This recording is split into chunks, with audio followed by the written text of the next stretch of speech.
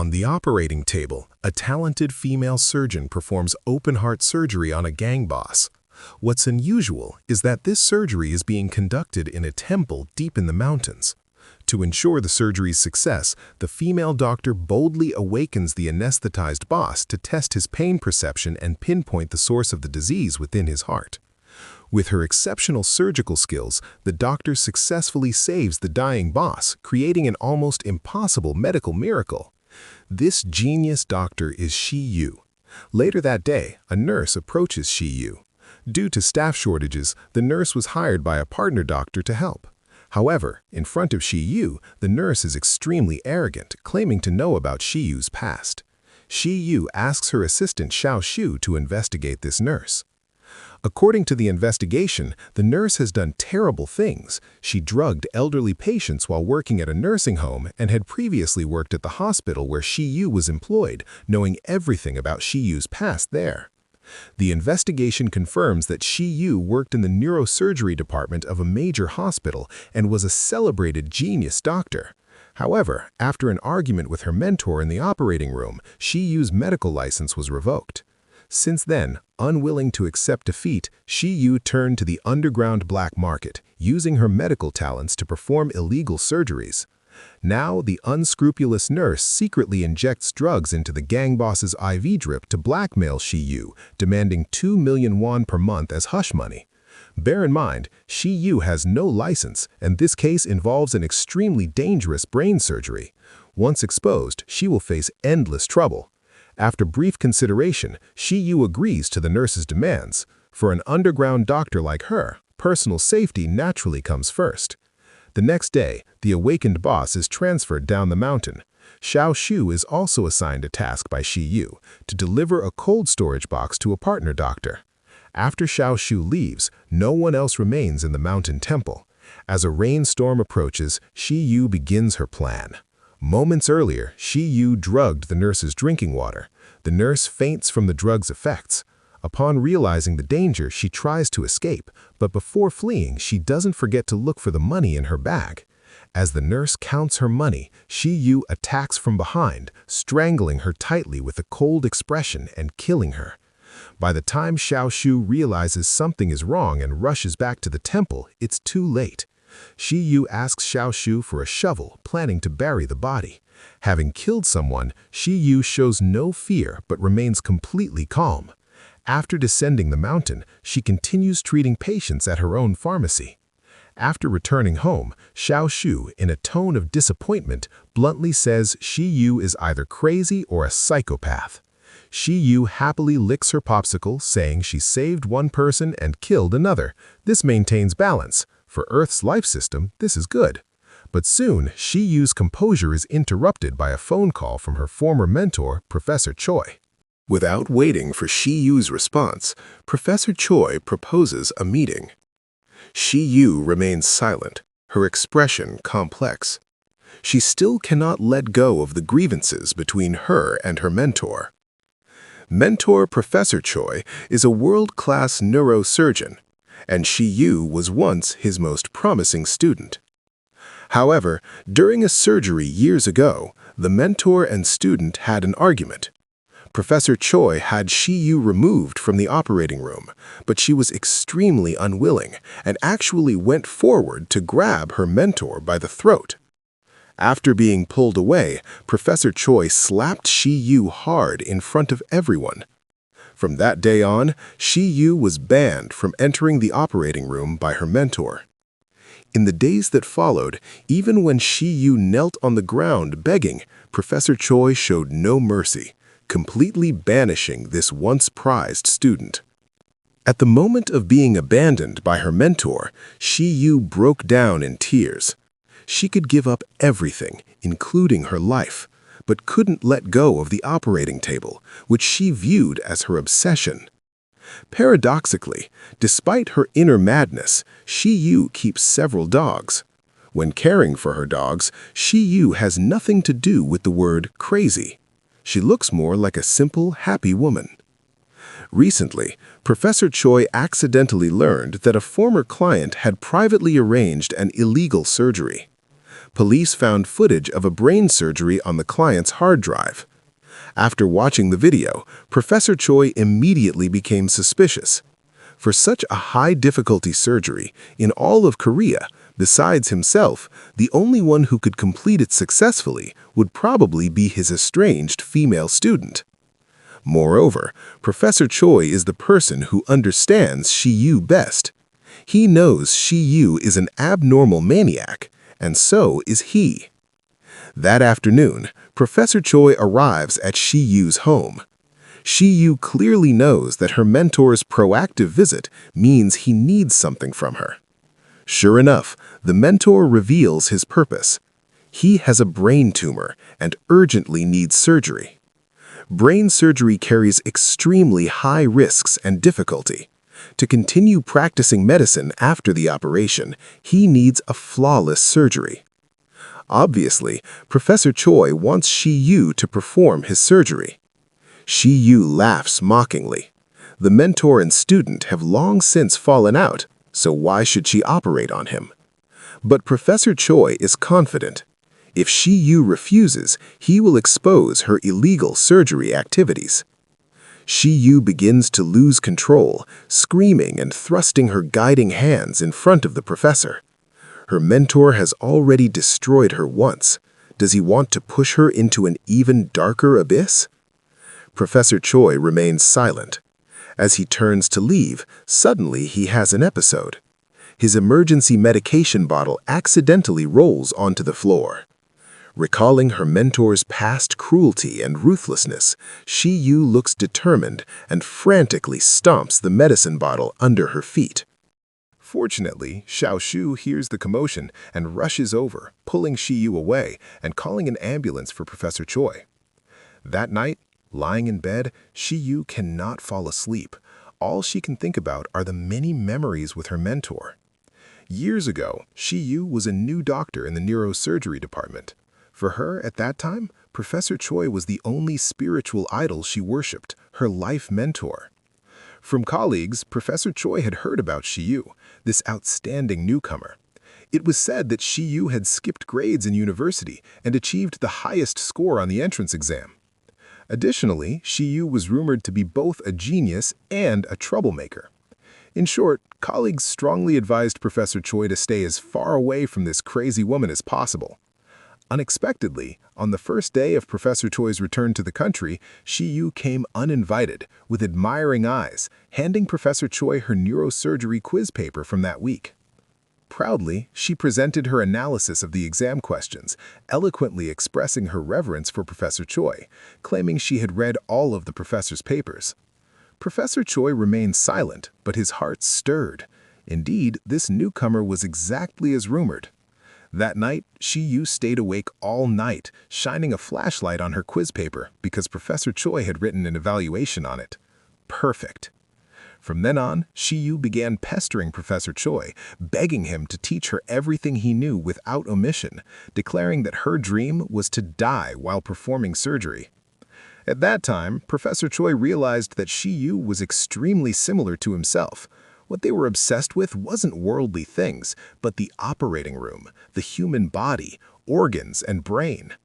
Despite falling out with his prized student, Professor Choi couldn't suppress his appreciation and fondness for Shi-yu whenever they spoke.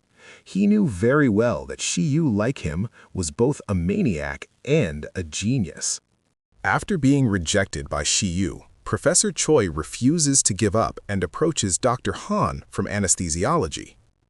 Dr. Han is Shi-yu's partner in illegal surgeries. Like the professor, he appreciates her medical skills and hopes Shi-yu's talent won't be buried. He hopes she will abandon the dark path and turn to the light. Furthermore, Professor Choi has promised that if Shi-yu agrees to perform his surgery, he will petition the medical board to restore her license. However, despite Dr. Han's earnest persuasion, Shi-yu still refuses, claiming she likes her current life. The illegal surgeries Shi-yu performs mostly involve patients abandoned by major hospitals. For Shi-yu, such challenging surgeries are stimulating enough. To completely sever ties with the past, that night, Shi-yu burns all her medical files and documents from the hospital, including every quiz paper on which Professor Choi gave a perfect evaluation. Xiao-Shu feels regretful for Shi-yu and finds the nurse who assisted Shi-yu in surgery back then.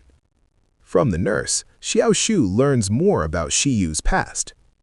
Back then, the hospital widely rumored that Shi-yu would be selected to go to Boston for advanced training.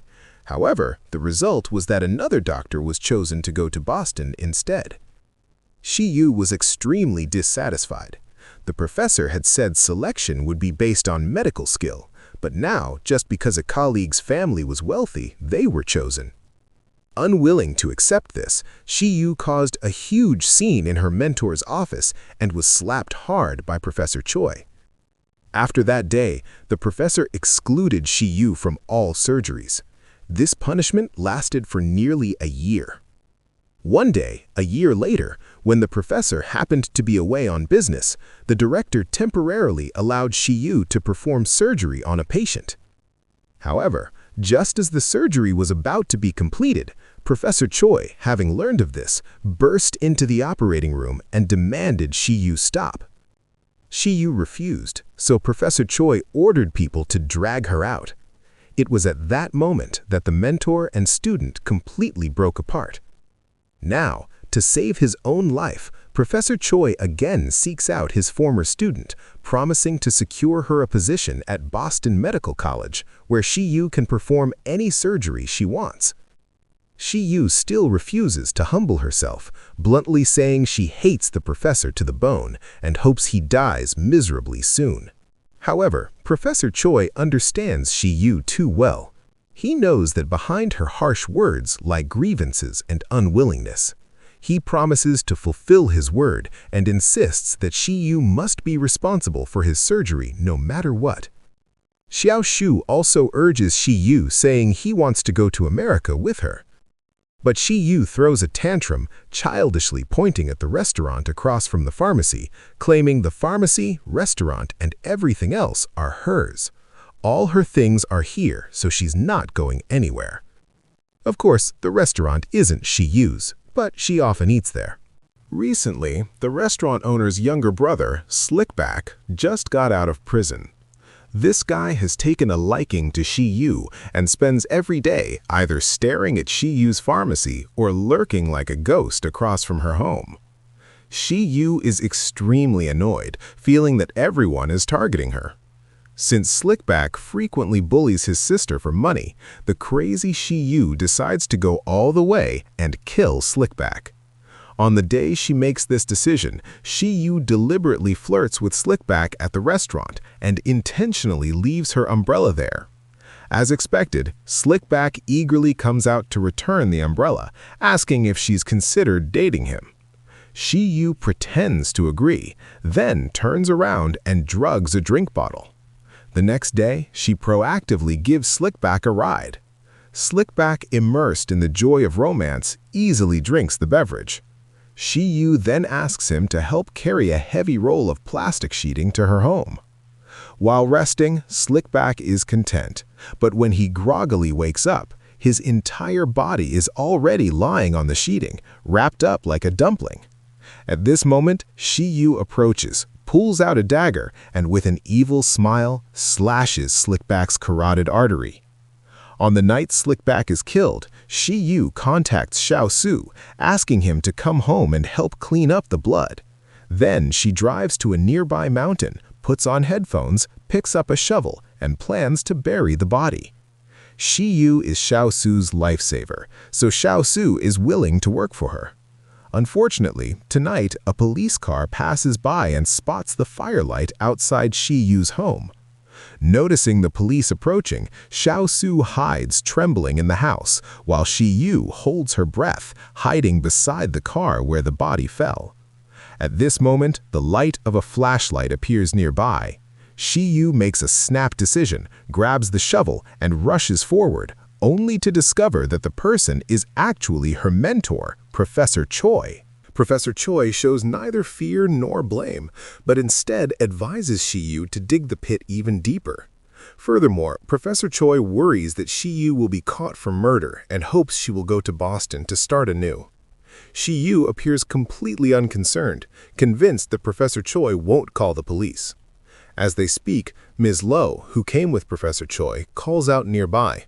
Just as Shiyu predicted, on the phone, Professor Choi lies to Miss Lo, claiming he went in the wrong direction and saw Shiyu burying her dead dog. The next morning, because Slickback had untied his ankle restraints and disappeared, police come to the restaurant to inquire but detect nothing unusual. Instead, they kindly remind Shiyu to avoid Slickback, as police have been harassed by this guy.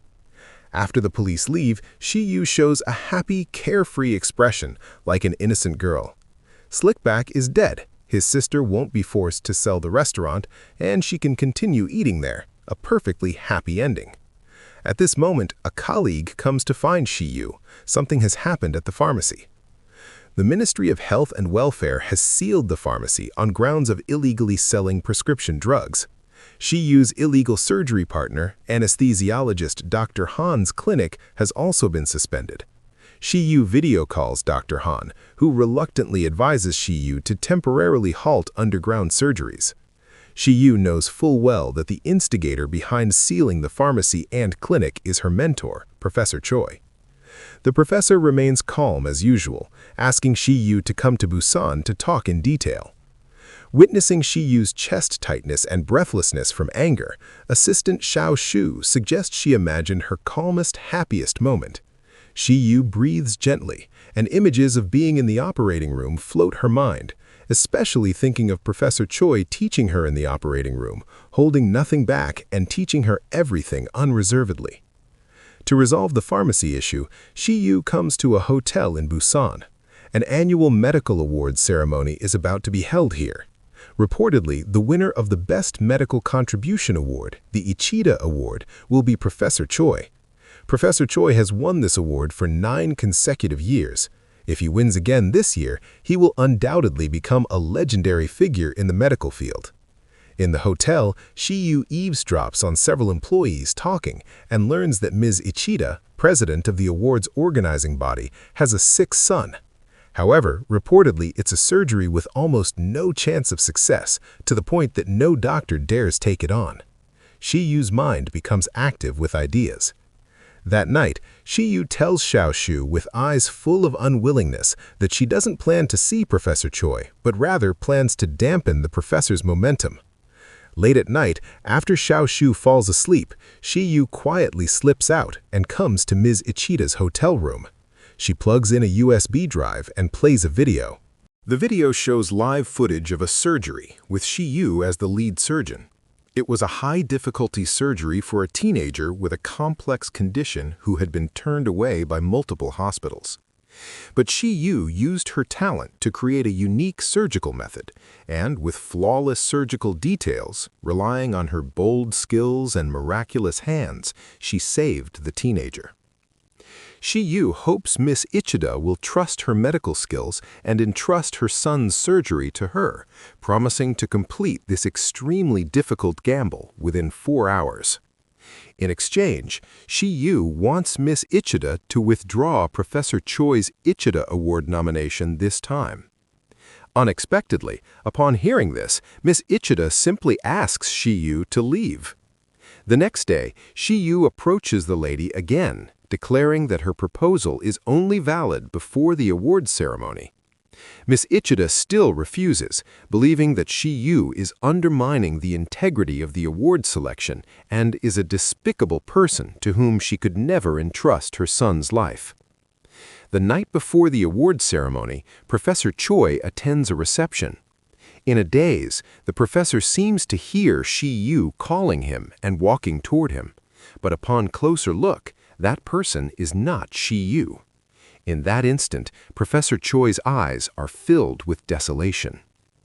During conversation, Miss Ichida asks Professor Choi about Shiyu. The professor looks at the group of smug people covered in titles before him. He says that Shiyu is 100, 1,000 times stronger than them, because as long as she's in the operating room, Shiyu never hesitates and has never experienced any surgical failure. She is perfection itself in his heart. Hearing Professor Choi's evaluation of Shiyu, Miss Ichida changes her mind, proactively visits Shiyu, and agrees to let her handle her son's surgery. Shiyu is overjoyed. That night, she boards Miss Ichida's private jet to Japan, calling her partner Dr. Han along. In the operating room in Japan, Shiyu begins this gamble with minimal chance of success. Midway through the surgery, an accident occurs. The patient's vital signs become extremely unstable. The other doctors panic, shouting to suture the patient and send him to the ICU. Only Shiyu remains completely focused and resolute, paying no attention to external circumstances. Because of Shiyu's resolution, the surgery miraculously succeeds. Afterwards, Miss Ichida fulfilled her promise. At the award ceremony, the winner of this year's Ichida Award is another doctor, not Professor Choi, as everyone expected. At the ceremony, Shiyu stands on high ground with a cold smile, looking down at her mentor. Of course, Shiyu doesn't know that at last night's reception, Miss Ichida had already laid out her plan to Professor Choi, expressing uncertainty about whether she could trust Shiyu's medical skills. The professor, knowing full well about Shiyu's plan to retaliate against him, still vouched for his student, hoping the lady would give Shiyu a chance. After the ceremony, Shiyu encounters a man, Xiao Jin. Years ago at the hospital, Shiyu had performed surgery on Xiao Jin's father in place of Professor Choi. Xiao Jin tells Shiyu that one day after the surgery, his father received a strange phone call saying he wanted to live freely on his own. After that call, his father mysteriously disappeared. Xiao Jin is suspicious and worried that something happened to his father. Meeting with Xiao Jin makes Shiyu recall events from years ago. That time, Professor Choi's friend, Xiao Jin's father, Old Jin, came to the hospital. Old Jin had a brain tumor and wanted the professor to help perform surgery. At that time, Shiyu personally witnessed her mentor chatting enthusiastically with Old Jin. At the same time, she noticed that Professor Choi seemed somewhat nervous, his behavior seeming unnatural, very different from his usual composed demeanor. More importantly, for Old Jin's surgery, the professor didn't let Shiyu be his assistant. After sensing something was wrong, before the surgery, Shiyu deliberately sent away the professor's surgical assistant and replaced them herself, entering the operating room to help her mentor. While passing the scalpel, she deliberately cut the professor's palm. Because of the hand injury, this surgery could only be performed by Shiyu. Shiyu perfectly completed the surgery and afterward confronted her mentor's true intentions. In Shiyu's view, her mentor didn't regard Old Jin as a friend, but rather extremely detested him. His nervousness beforehand was because he planned to create an error during surgery to kill him opportunistically. Shiyu made this judgment because she firmly believed that her mentor was the same type as her, with an inherently evil and crazy nature in his bones. Now, Shiyu approaches the professor to discuss Old Jin's disappearance. She suspects her mentor killed Old Jin. Shiyu has come to understand that back then, her mentor didn't send her to Boston because she saved the enemy her mentor wanted to kill. The professor repeatedly denies this, reproaching Shiyu as pathetic. Ignoring his student's questioning, he forbids further discussion and drives away. A bit later, Professor Choi arrives at the mountain temple with police. Moments earlier, police had contacted the professor, saying they'd found the location where the illegal brain surgery in the video was performed, asking the professor to come along, hoping he would help find evidence of illegal surgeries conducted at this site. While searching for clues, police discover the nurse's body in the woods behind the temple. Seeing the nurse's body with tear stains on her neck, Professor Choi is greatly shocked. He knows very well this is Shiyu's doing again. This isn't the first time Professor Choi has discovered Shiyu killed someone. One day, years ago, Professor Choi learned that Shiyu unusually didn't come to work. Concerned, the professor went to Shiyu's home and saw his student had injuries on her face. Shiyu lied, claiming she accidentally fell on the way home. Professor Choi's gaze fell on medical books nearby. He stated bluntly that he and Shi-Yu were the same type of people, so he knew all those crazy thoughts in Shi-Yu's mind. Sure enough, in the time Shi-Yu turned around, Professor Choi found the storage room and discovered a male corpse lying inside.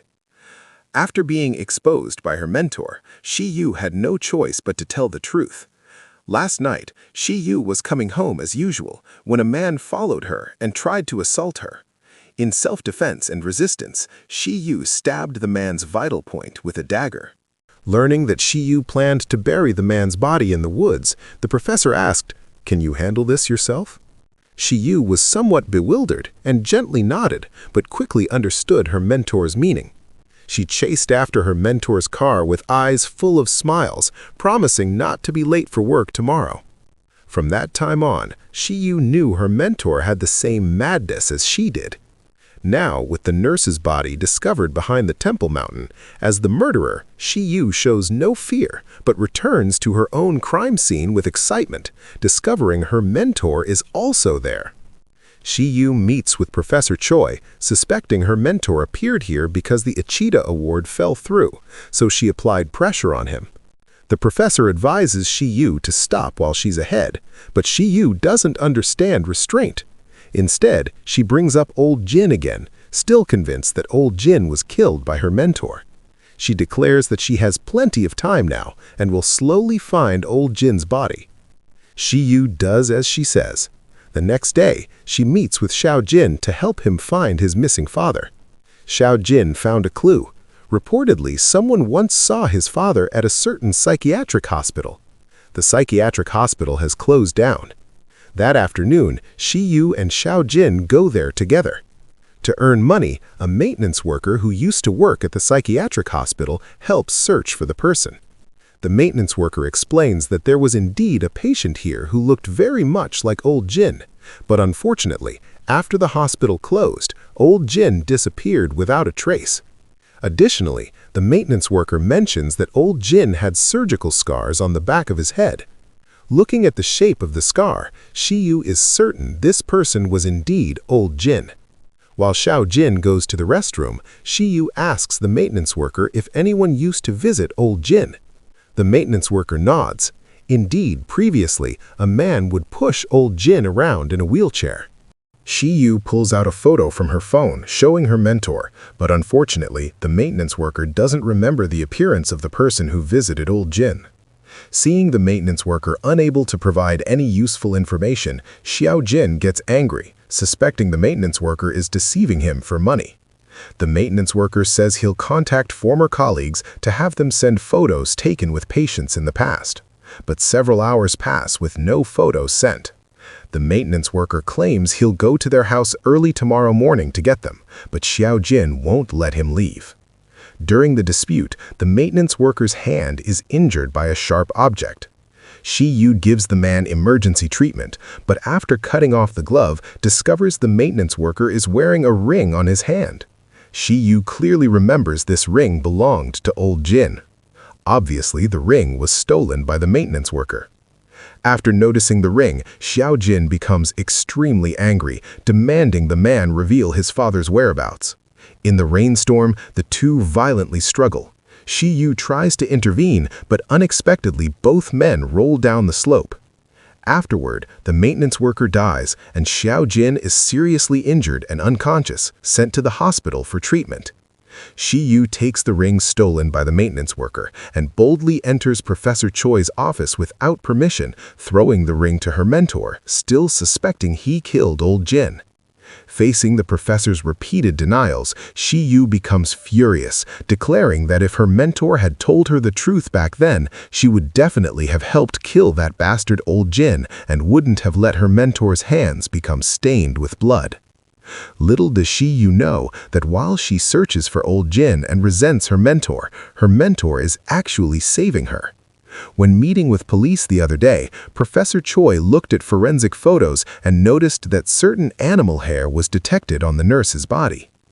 Afterward, under Professor Choi's arrangement, Miss Lowe inquired with the forensic examiner and learned the hair on the body was dog hair, and the dog breed happened to be a Rottweiler, which is exactly what Shiyu raises.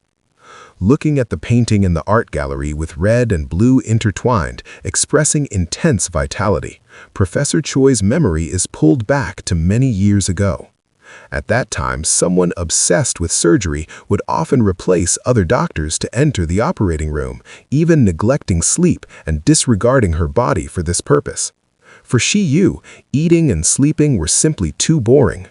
At that time, Shiyu pointed to the human brain soaked in formalin, curious about what those neural pathways in the brain were. The professor answered, "The pathways are human nature, the reason people are human."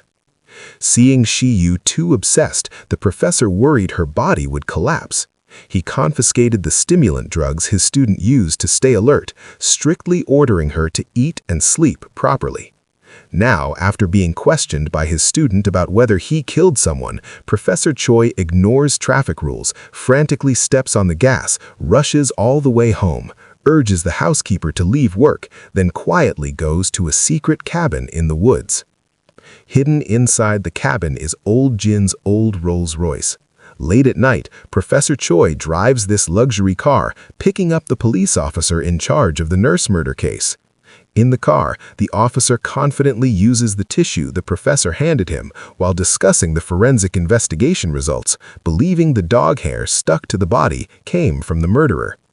The murderer is actually the surgeon who performed the illegal brain surgery at the time, but surgeons who raise Rottweilers don't seem to be common. Professor Choi gently nods, and in the rearview mirror, the officer sitting in the passenger seat has already fallen into a coma.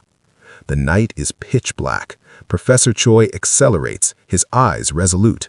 At this moment, he looks exactly like his crazy, dark student. Just as Shiyu suspected, the murderer who killed Old Jin was her mentor. Years ago, Professor Choi threatened Old Jin with a scalpel. Old Jin had no choice but to contact his son, lying that he wanted to live freely. After the call ended, Professor Choi swiftly raised his knife and slashed Old Jin's carotid artery. Old Jin's blood gushed like a fountain as he tried to escape, but ultimately fell off a cliff. Originally, Professor Choi thought Old Jin was dead, but unexpectedly, his friend Mrs. Lowe discovered his secret. Earlier, the professor had asked Mrs. Lowe to help him purchase property in the mountains. But strangely, the professor specifically chose a piece of land with countless wild dogs. Out of curiosity, Mrs. Lowe followed the professor and witnessed Old Jin being stabbed and falling off the cliff. Mrs. Lowe neither called the police nor delivered another blow, but instead gave Old Jin emergency treatment. Afterward, although Old Jin woke up, he lost his memory due to severe brain trauma and was admitted to a psychiatric hospital under Mrs. Lowe's arrangement, later dying at a nursing home. Mrs. Lowe had no intention of exposing Professor Choi. After seeing Old Jin's ashes with his own eyes, the professor returned to the old murder site and, filled with remorse, threw Old Jin's ring into the cliff. One day, Professor Choi reminds Shiyu that police found dog hair on the murdered nurse's clothes. It's only a matter of time before Shiyu becomes a suspect, and his own hands are becoming increasingly unsteady. It seems the time left for their surgeries is running out. Even so, Shiyu still refuses to operate on Professor Choi, only reminding her mentor she hasn't told anyone about his relationship with Old Jin, so the professor needn't worry about being suspected by police. As for their mentor-student fate, it ends here. Despite saying this, at night, Shiyu keeps recalling her mentor's words. At this time, partner Dr. Han arrives. Due to recent consecutive incidents, Dr. Han is somewhat worried about their situation. Shiyu tells him she actually wants to escape to prison, hoping to open her eyes in prison every day to perform surgery, only able to eat and sleep after finishing. For Shiyu, that kind of life would be heaven. Dr. Han turns to mention Shiyu's assistant, Xiao Yu. If Shiyu goes to jail, Xiao Yu will definitely follow without hesitation. Recently, because her mentor refuses to tell her the truth, Shiyu keeps throwing tantrums, not eating or sleeping, instead hunting wild boars in the woods all day. This version of Shiyu worries Xiao Yu greatly.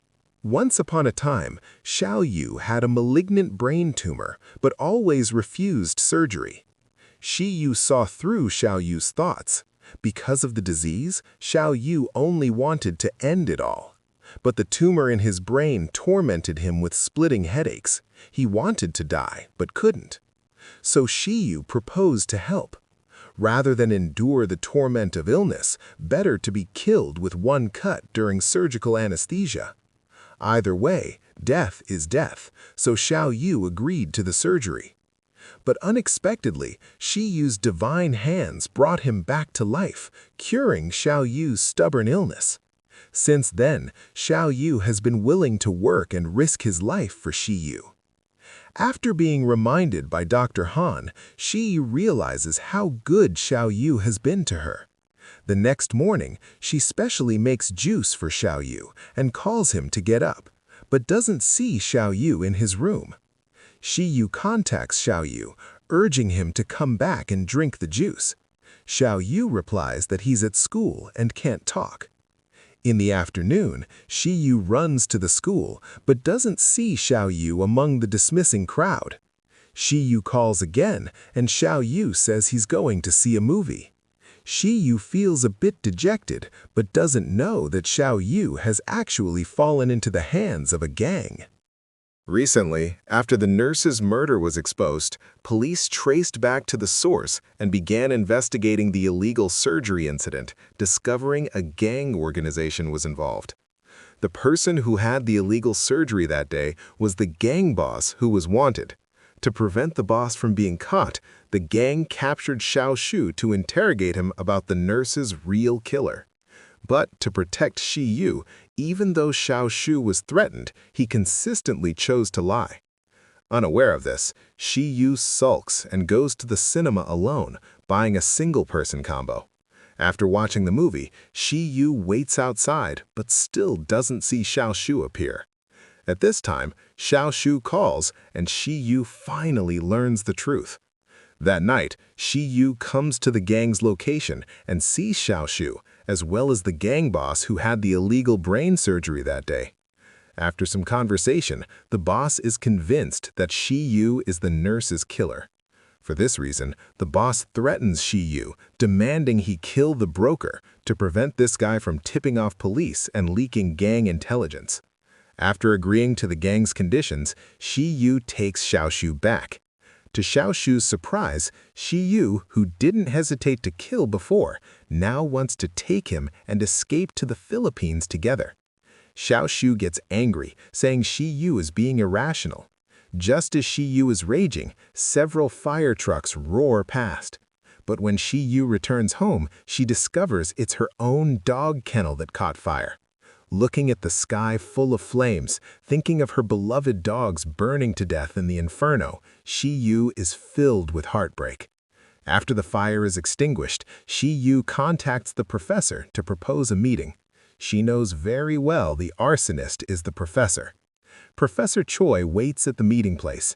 In the blink of an eye, Shiyu drives from behind and violently crashes into the professor's car. With fury, Shiyu shows no restraint, ramming repeatedly. Professor Choi remains calm as usual, comes to the back of the car and lights a cigarette, calmly meeting Shiyu's gaze. Shiyu steps on the gas and rushes forward, but just as she's about to hit her mentor, she quickly swerves away. It seems the mentor won his bet.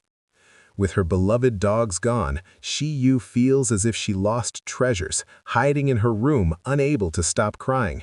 At this moment, Shiyu is more like a simple girl with no distracting thoughts.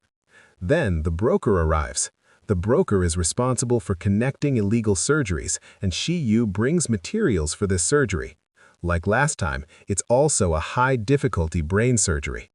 Shi-yu refuses cooperation with angry roars, threatening to kill this bastard. But the broker won't give up. Shi-yu owes him money, and now it's time to repay the debt. Forced by the debt, Shi-yu can only agree to cooperate. The surgery is arranged on an oil tanker at sea.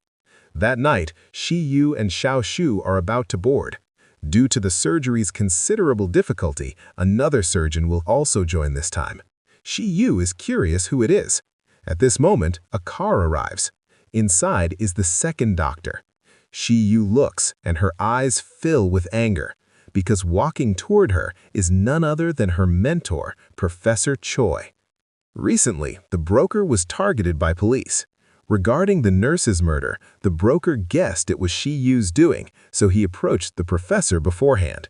The broker blackmails the professor. If the professor is willing to cooperate and keep Shi-yu in line, he will keep his mouth shut to the police.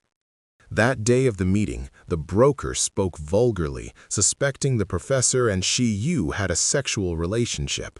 The professor was internally furious, wanting nothing more than to cut the broker down.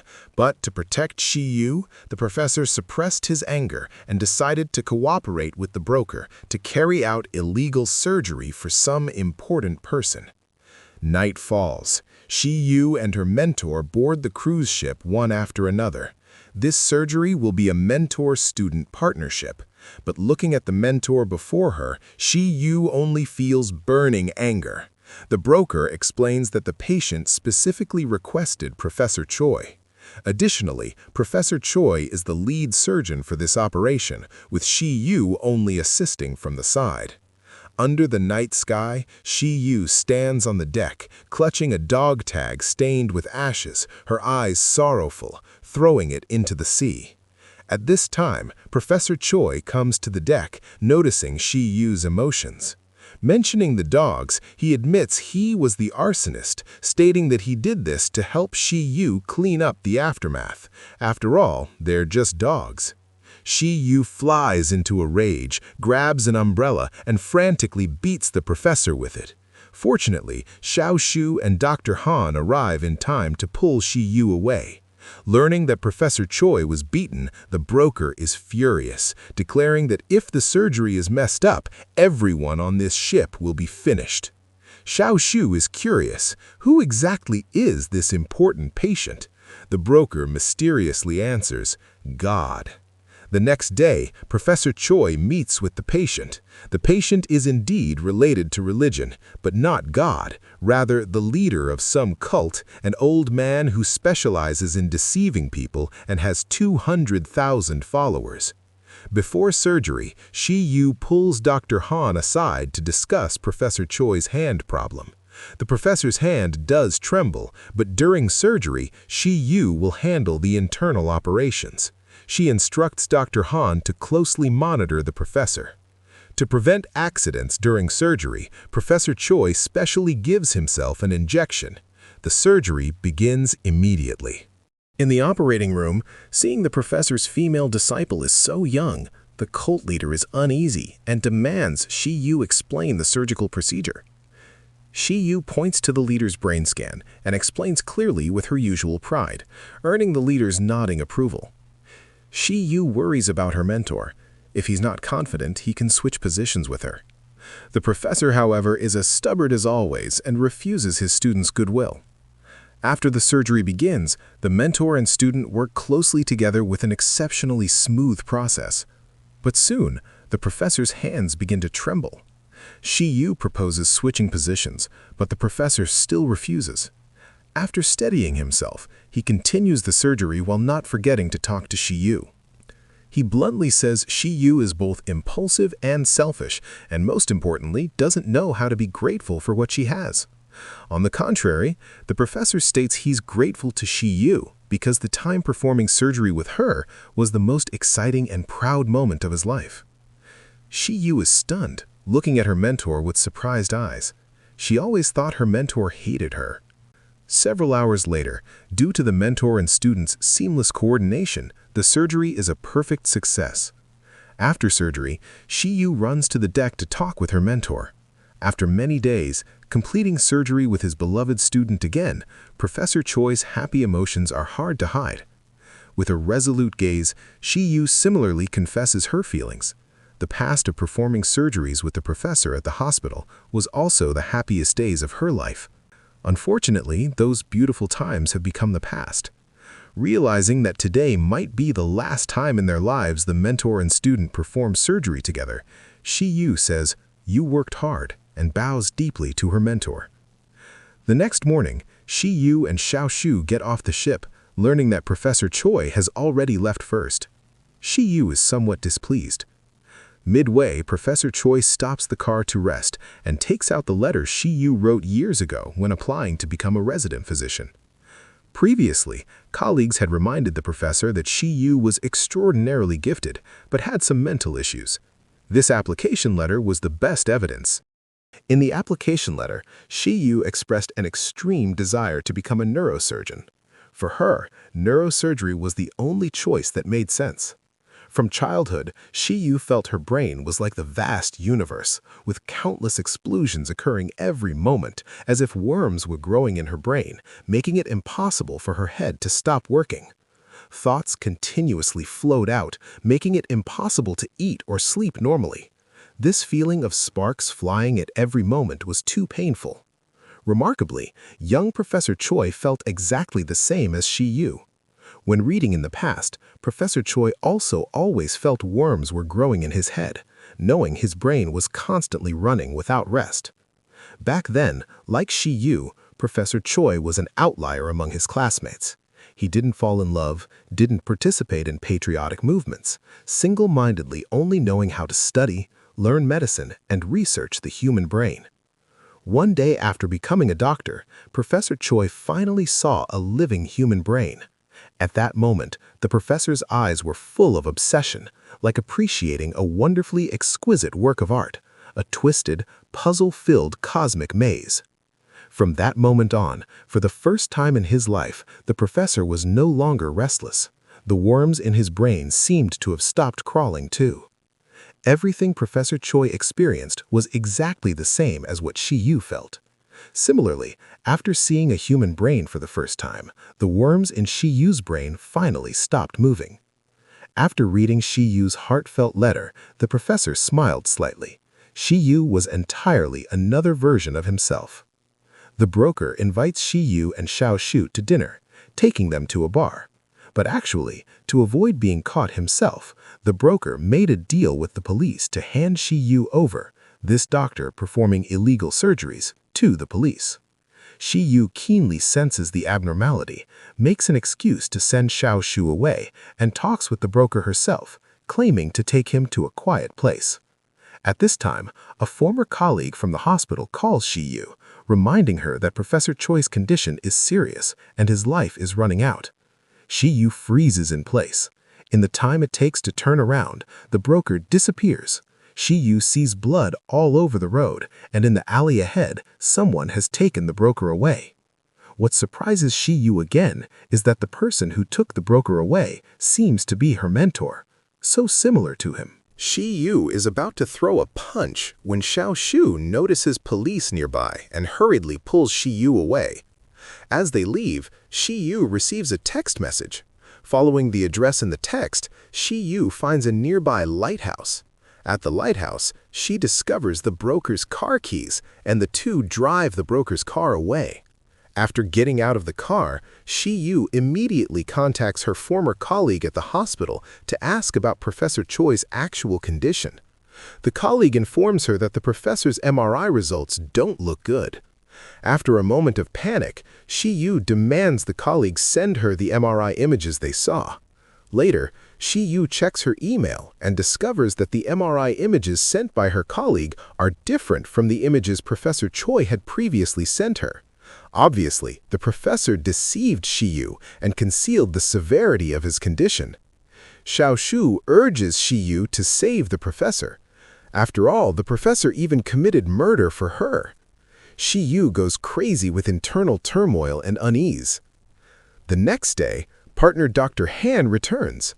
Recalling her mentor's face, Shi-Yu asks Dr. Han to help her find an operating room. She has already decided to perform surgery on the professor.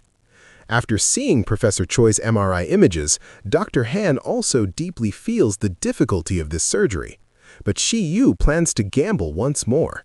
To save the professor, she's willing to consider doing a dangerous cerebral vascular transplant. Xiao Shu reminds her this surgery carries extremely high risks, but Shi-Yu's eyes are stubborn. She must do it and must succeed. Xiao Jin, who fell off the cliff that day, died. Professor Choi and Shi-Yu attend Xiao Jin's funeral. Shi-Yu questions the professor about why he killed Xiao Jin's father, Old Jin, back then. This time, the professor finally tells the truth. It turns out that years ago, Old Jin took a liking to Shi-Yu's medical skills and wanted to poach her to work at an American hospital to use her medical skills to make money. The professor knew Old Jin was an unscrupulous businessman who used young doctors to fill his pockets without caring about the doctor's limits at all. Even now, discussing this, the professor's face is still full of anger. This guy dared to steal away someone he had painstakingly cultivated. He deserved to die. Shi-Yu's reaction is completely consistent with the professor's. If it were her, she would also have killed Old Jin. The professor looks at Shi-Yu, calls her stinky girl, and walks away. Outside, it's raining. The professor and Shi-Yu simultaneously recall the past. In the pouring rain, Shi-Yu asks the doubt in her heart. Why did her mentor distance himself from her and abandon her back then? Without waiting for the professor to answer, Shi-Yu speaks the answer herself. She believes it's because she discovered her mentor's intention to murder Old Jin, and her mentor's self-esteem was damaged because of this. The professor admits that as a teacher, he couldn't expose his murderous heart in front of his student. But Shi-Yu is still crazy. She doesn't think killing is shameful at all. Rather, she thinks the professor who can kill is the same type of person as herself, which gives her a sense of excitement from deep within.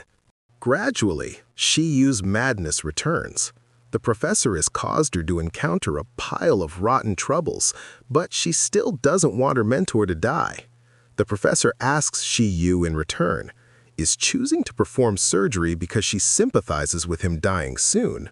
Shi-Yu refutes even louder. She truly doesn't want the professor to die. After speaking, Shi-Yu, like a parent facing a willful child, angrily calls the professor stinky old man, demanding the professor obediently wait for surgery and not run out to do foolish things like killing people before then. To prepare for her mentor's surgery, Shi-Yu begins watching related surgical videos. Additionally, Dr. Han successfully helps Shi-Yu find an operating room located in a clinic. Surgery is imminent, but crises keep emerging. Police discover the broker's body in the alley.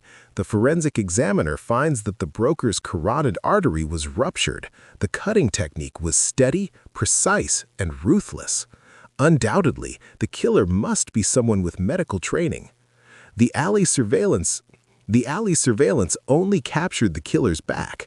However, that night, the police officer in charge of the case witnessed the killer's appearance. It was Professor Choi. The officer is convinced the professor is the killer and believes the illegal surgery doctor the broker planned to expose was also Professor Choi. For this reason, the officer contacts the professor for a meeting and directly states his suspicions.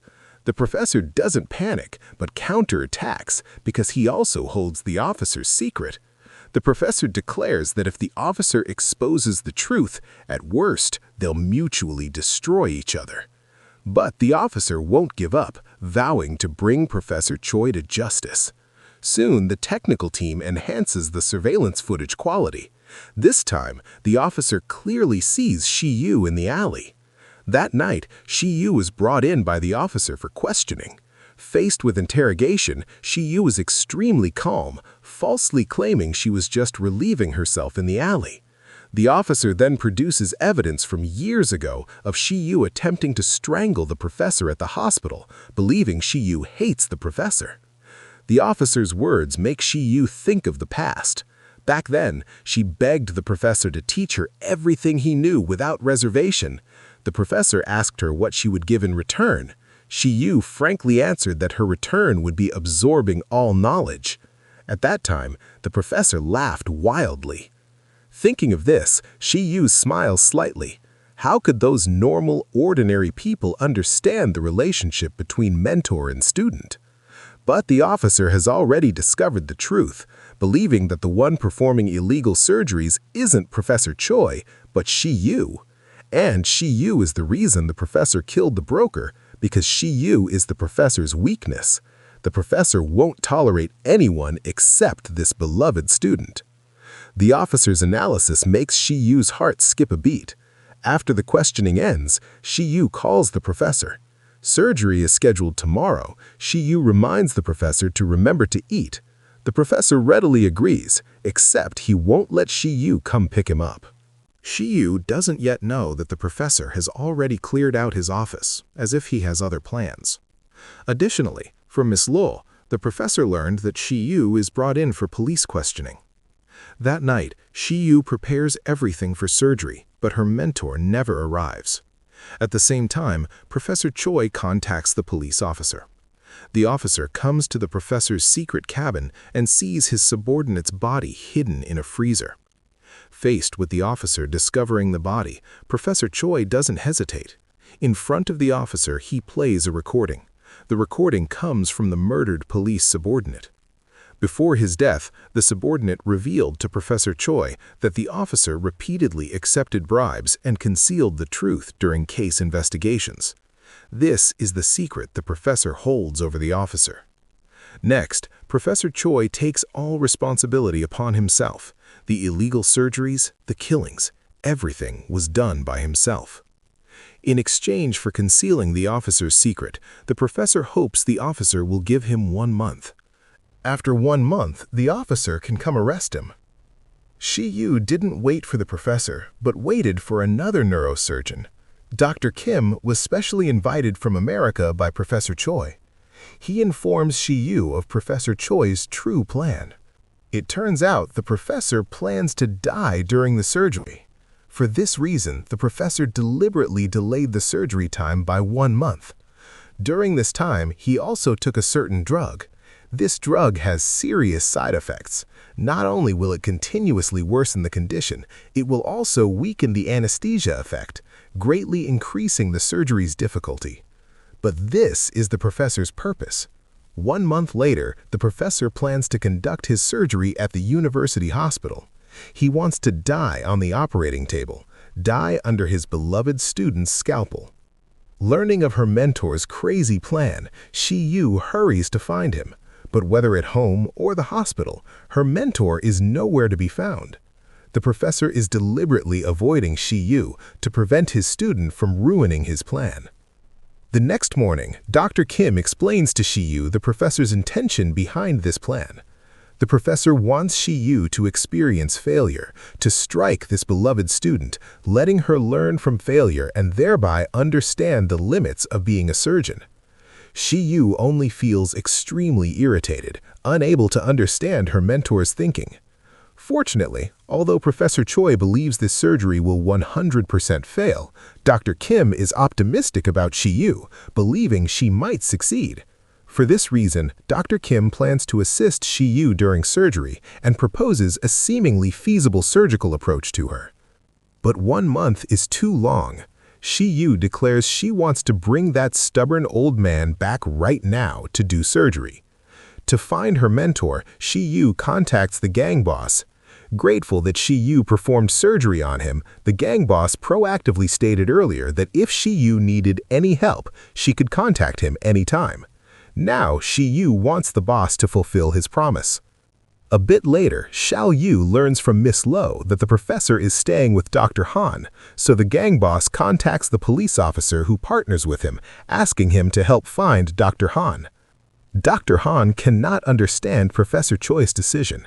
He advises the professor to calmly accept death, even promising to personally care for him after his condition worsens. But the professor is still stubborn. He's different from ordinary people. He doesn't want to die peacefully, but wants to decide his death according to his own way. Furthermore, the professor explains to Dr. Han his true intention for choosing to die on the operating table. In the professor's view, as a surgeon, Shi Yu is at her peak and too confident. However, when water is full, it overflows. When the moon is full, it wanes. The current Shi Yu has little possibility of reaching an even higher level. Going forward, she can only go downhill. The professor doesn't want this. He hopes Shi Yu can fly further and higher. Only by losing someone she would spare no cost to save, only by experiencing heartbreaking pain before a patient can she be reborn from death and transcend limits to reach the next peak. Also from Miss Lual, Xiao Shu learns that Professor Choi reached some deal with the police, learning the professor will take all the blame. Xiao Shu advises Shi Yu that since Professor Choi is dying soon anyway, why not let him take the fall? But Shi Yu is extremely unwilling. She can neither let her mentor die nor let him become her scapegoat. That night, the gang boss finds Dr. Han and Professor Choi. Professor Choi tells the boss his plan. For him, Shi Yu still has a great future ahead, while he's already a dying person, so he will spare nothing to protect Shi Yu. The boss originally came to ask the professor to go back, but now he's convinced, believing the professor's words are correct. Dr. Han doesn't understand. The professor is already in a desperate situation, yet still risks his life to work for Shi Yu. The professor only says it's because Shi Yu resembles his miserable younger self. If sanity had DNA, he and Shi Yu would definitely be family. That same night, Shi Yu contacts the police officer, wanting to know the specific content of the agreement between her mentor and the officer. The officer states bluntly that in 1 month, the professor will contact him to be arrested. But by then, according to plan, the professor will have already died on the operating table. The officer will catch a dead person, and the case will automatically be dismissed. But Shi Yu says loudly that the professor won't die because she will perform surgery on him. The officer panics. He needs to answer to his superiors and also protect his own secret. For him, catching the professor when he's dead is the best result. Shi Yu doesn't care about this and threatens the officer not to have designs on the professor. Unexpectedly, the officer breaks his promise, drives his car at Shi Yu, then drags her out of the car, wanting to destroy Shi Yu's hands that practice medicine. Xiao Shu desperately protects Shi Yu and suffers continuous beatings from the officer. Shi Yu goes crazy, unexpectedly escapes, stabs a knife at the officer, then takes advantage of his pain to slash his carotid artery. After killing someone, Shi Yu contacts the professor. Despite going crazy, she manages to get the professor to come see her alone. After the professor arrives and sees the blood-stained car and the officer's body, Shi Yu, covered in blood, walks toward her mentor, declaring the professor is a rotten teacher who only knows how to escape. Instantly, the professor smiles. Shi Yu also smiles, but gradually sheds tears, asking why the teacher treats her this way. The professor admits he wants to teach his disciple everything he's thinking in his brain. Shi Yu waves her hands. She doesn't want any more of her mentor's knowledge. She only hopes he lives well. In the darkness, Shi Yu grabs the professor's collar. Does the teacher hate her so much? Hate her so much he can't personally watch her grow? After speaking, Shi Yu grabs the professor, trying to pull him away. In the commotion, the professor hits Shi Yu with his cane. If Shi Yu continues being stubborn, he won't do the surgery anymore. Shi Yu, in tears, keeps asking why. The professor doesn't answer, only hands a phone to Shi Yu, promising to contact her within 1 month. In the darkness, amid Shi Yu's tears and roars, the professor drives away in the officer's car. 1 month later, the professor contacts Shi Yu as promised. That night is the surgery date. Before surgery, the professor extends his hand to Shi Yu. Shi Yu doesn't shake hands, but looks determined. She is Professor Choi's outstanding disciple, so she absolutely won't fail. As the shadow lamp turns on, Shi Yu puts on surgical gown and surgery immediately begins. Some time after surgery, a sick hospital board chairman finds Shi Yu to perform surgery on him. Shi Yu's eyes are still firm. Soon after she conducts surgery with her team. Before surgery, someone joins the surgical team. Shi Yu looks at that person, her eyes ecstatic with joy. It seems she has successfully pulled her mentor back from death's door. The end. Don't forget to like, comment, share with friends, and subscribe to the channel.